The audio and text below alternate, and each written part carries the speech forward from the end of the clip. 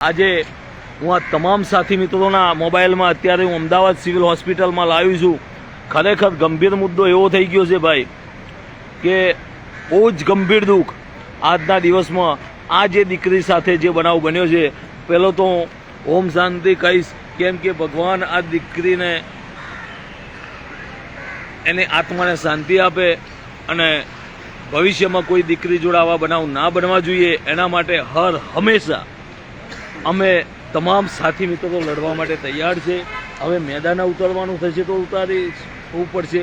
કાલે પણ એક રાતે હું લાઈવ થયો હતો કે એક સિક્યુરિટીવાળાઓએ જે ભાઈઓએ પેલા એક ભાઈને જે મારવામાં આવ્યો હતો એ બહુ જ ગંભીર મુદ્દાથી માર્યો છે. ખરેખર હરેક જગ્યાએ લાલિયાવાદી. તો હવે અમે કહીએ છીએ કે આ વસ્તુ તો અમે આજે નહીં ચલાવી લઈએ, કાલે નહીં ચલાવી લઈએ અને આવનારા દિવસોની અંદર ઉગ્ર આંદોલન કરવાનું થશે તો પણ અમે કરવા તૈયાર છે.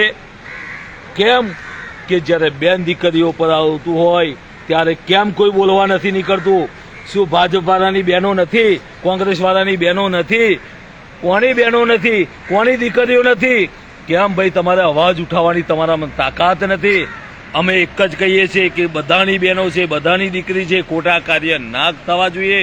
પણ જ્યારે દિવસે ને દિવસે ગુજરાતની અંદર બનાવો વધતા જાય છે, ખરેખર ગંભીર મુદ્દામાં પાણી હલ્યું હોત તો ક્યાંક કે ભાઈ સરકાર સારી છે, ગુજરાતમાં પોલીસ અધિકારીઓ સારા છે અને સારા પોલીસ અધિકારીઓ આમના લીધે બદનામ થાય છે. જે ઈમાનદાર પોલીસ અધિકારીઓ છે ને આવા અમુક અધિકારીઓ ખરાબના લીધે સારા ઈમાનદારી બદનામ થાય છે, અધિકારીઓ બદનામ થાય છે. મને બહુ ગંભીર દુઃખ લાગ્યું છે.